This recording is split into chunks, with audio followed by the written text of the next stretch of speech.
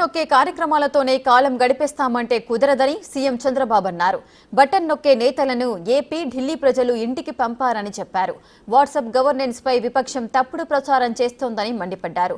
WhatsApp లో data చోరీ అవుతుందని ప్రజలను తప్పుదోవ పట్టిస్తున్నారని ఆగ్రహం వ్యక్తం చేశారు. ఢిల్లీలో జరిగిన liquor is nothing compare to Andhra Pradesh. ఎవరైనా సరే లిక్కర్లో ఇన్వాల్వ్ అయిన వాళ్ళు ఇంతవరకు ఆ ఫ్యామిలీస్ కూడా బాగుపడవు. అంటే అది పాపిస్ట్ డబ్బులు. రెండోది, పేదవాళ్ళ ఆరోగ్యాన్ని సర్వనాశనం చేసి మీరు ఎంజాయ్ చేయడానికి ఎవరిచ్చారు మీకు అధికారం? రూలర్స్కి. మామూలుగానే లిక్కర్ అనేది నేనున్నప్పుడే ఈఎన్ఏ ఎక్స్ట్రా న్యూట్రల్ ఆల్కహాల్ తయారు చేశాను 2 times న్యూట్రలైజ్ చేయడానికి. ఎందుకు? అందులో ఉండే ఇంప్యూరిటీస్ అన్నీ పోవాలి, కొంతవరకు అనేది అవుతుందని. ఇప్పుడు మీరేం చేశారు? రా లిక్కర్ ఇచ్చే పరిస్థితికి వచ్చారు. టోటల్గా ఆ లిక్కర్ తాగితే ఏమవుతుందో తెలియకుండా కిడ్నీస్ ఫెయిల్ కావడం, చాలా సమస్యలు వచ్చాయి. సిస్టాన్ని మొత్తం సర్వనాశనం చేశారు. పరిస్థితికి వచ్చారు. ఎంఆర్ఓ ఆఫీసులు తాకట్టు పెట్టి, లిక్కర్ని 25 ఏళ్ళు తాకట్టు పెట్టి డబ్బులు తీసుకొచ్చి ఇచ్చి మళ్ళా మీరు అవన్నీ మాట్లాడుతుంటే ప్రజలకు గుర్తుండవు అనుకుంటే ఇది చాలా పొరపాటిది. అందుకే ఇక్కడ కూడా బటన్ నొక్కే కార్యక్రమం సక్సెస్ కాలేదు.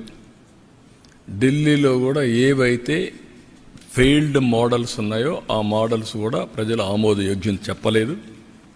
27 yearsకి ఆ ప్రభుత్వాన్ని పంపించి చేసే పరిస్థితికి వచ్చారు.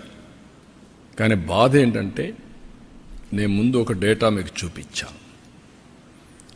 ఈ డేటా ప్రకారం ఏం జరిగింది అని చూస్తే యాస్పిరేషన్స్ ఆఫ్ పీపుల్ టోటల్గా ఆవిరైపోయినాయి. ఇది రెస్పాన్సిబిలిటీ. ఇది వాట్సాప్ గవర్నెన్స్ తీసుకొచ్చాం. It is innovative.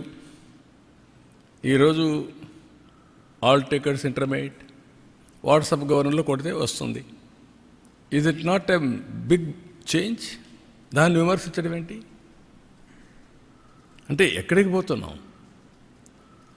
Pan card కూడా వాట్సాప్లో పెట్టి డబ్బులు కడతా ఉంటే ఇదేదో డేటా పోతుంది అంటే ప్రజల్ని మభ్యపెట్టి వక్రీకరించి మాట్లాడి ప్రజల్ని ఎప్పటికప్పుడు ఇష్టానుసారంగా పక్కదారి పట్టించడానికి చేసే ప్రయత్నాలు ఇవి. ఈ ప్రయత్నాలు ఉన్నప్పుడు నేను మాట్లాడడం కాదు, మీడియా మీరు మాట్లాడాలా, మీరు కాదు ప్రజలు మాట్లాడాలా, ఇంటలెక్చువల్స్ మాట్లాడాలా. ఇప్పుడు ఆ గర్వం అనేది ఇప్పుడు ఢిల్లీలో కూడా జరిగింది. ఇలాంటి మోడీలు ఎంతమంది వచ్చా నన్ను ఓడించలేరన్నారు కదా, ఏమైంది? అందుకే నేనేమంటానంటే హంబుల్నెస్, ఆ పద్ధతి. ఇప్పుడు అలాంటి వాళ్ళతో రాజకీయం చేయాల్సి వచ్చిన బాధ ఉంటుంది నాకు. Over a period of time నేను సిద్ధాంతపరంగా రాజకీయం చేశాను తప్ప వ్యక్తిగత రాజకీయాలు నేను ఎప్పుడూ చేయలేదు నా లైఫ్లో. అయితే సిద్ధాంతపరంగా చేసినప్పుడు కూడా నమ్మిన సిద్ధాంతం కోసం ప్రజల యొక్క జీవన ప్రమాణాలు పెరగాలంటే లా అండ్ ఆర్డర్ చాలా ముఖ్యం. దాంట్లో రాజీ పడలేదు నేను. Faction leaders, communal violence, Naxalites violence, rowdyism చాలా నిర్మోహమాటంగా అణిచివేశాను. ఇటీవల కాలంలో ఏమైంది? ఎక్కడ చూసిన డ్రగ్స్, గంజాయి. ఇప్పుడు తగ్గిందా లేదా? కంట్రోల్ చేసామా లేదా? 7 నెలల్లో కంట్రోల్ అయింది. పూర్తిగా ఎరాడికైంది నేను చెప్పను. ఒక ప్రైమ్ మినిస్టర్ని, ఒక ప్రెసిడెంట్ని, లేకుంటే ఒక చీఫ్ మినిస్టర్ని ఎన్నుకునేది ఆ రాజకీయ పార్టీకి ఓట్లు వేసినప్పుడు వస్తారు. 1/10 ఓట్లుంటే ప్రతిపక్ష స్థానం ఇస్తారు. మెంబర్స్ని పెట్టుకొని ప్రపోర్షనేట్గా టైం ఇస్తారు. అది ఇప్పుడు ఎస్టాబ్లిష్ చేయలే. మనతోనే రాజకీయాలు రాలా, మనతోనే కొత్త ఇది రాలా. ఎప్పటి నుంచో ఉంటే సాంప్రదాయాలు ఇవన్నీ. ఢిల్లీ పార్లమెంట్లో సేమ్ థింగ్ ఫాలో అవుతున్నారు, మన అసెంబ్లీలో సేమ్ థింగ్ ఫాలో అవుతున్నాం. కడాన మీరు పేపర్లు, ఇప్పుడు అన్ని పేపర్లు వస్తారు అక్కడికి, టీవీలు. 5 సంవత్సరాలు కొన్ని పేపర్లు రానిచ్చారా? టీవీలు రానిచ్చారా? మీరు విలువల గురించి మాట్లాడడం ఏంటి? Will maintain that values, but exploitation అంటే మాత్రం కుదరదు.